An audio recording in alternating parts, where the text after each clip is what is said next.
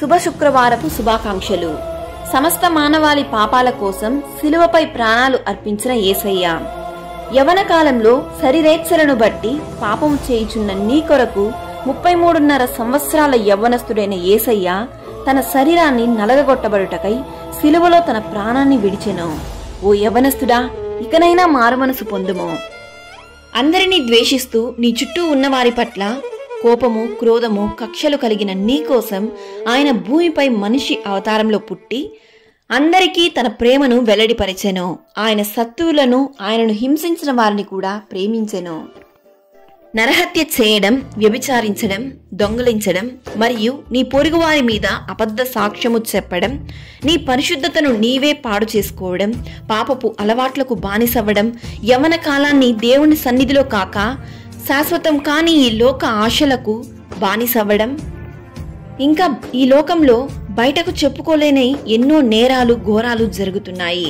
నీ పొరుగువారి సొత్తు అన్యాయముగా ఆశించడం, జారత్వము, అపవిత్రత, కాముకత్వము, మనుషుల చేతులలో చేసుకున్న విగ్రహాలను పూజించడం, అల్లరితో కూడిన ఆటలు, పాటలు, ద్వేషములు, కక్షలు, భేదములు, ఈ పాపములన్నిటిని బట్టి నీవు అనుభవించవలసిన శిక్షను ఆయన శిలువపై రక్తపు దారలతో చేతులకు, కాళ్లకు మేకులు కొట్టి తన శరీరంలో చివరి రక్తపు బిందువు చిందించే వరకు కొరడాలతో దెబ్బలు తిని మరణించెను.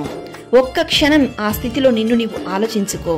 పాపపు తలంపులు, పాపపు ఆలోచనలు నీవు చేస్తుంటే నీ కొరకు ఏ నేరం చేయని యేసయ్య ముళ్ళ కిరీటం మోస్తున్నాడు.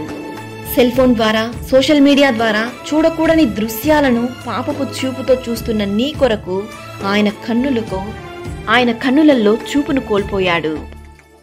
ఈ మాటలు వింటున్నప్పుడు నీతో దేవుడు మాట్లాడుతున్నాడా? పాప క్షమాపణ ఎక్కడ దొరుకుతుందని ఆలోచిస్తున్నావా? ఆయన సన్నిధిలో మోకాళ్ళుని పాప క్షమాపణ కోరుము. యేసయ్య మాత్రమే ప్రతి పాపములను క్షమించగలడు.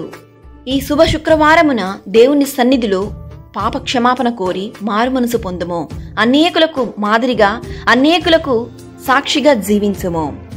దేవుని వాక్యం ఇలా సెలవిస్తుంది: మన అతిక్రమ క్రియలను బట్టి అతడు గాయపరచబడెను, మన దోషములను బట్టి నలగగొట్టబడెను, మన సమాధానార్థమైన శిక్ష అతని మీద పడెను, అతడు పొందిన దెబ్బల చేత మనకు స్వస్థత కలుగుచున్నది.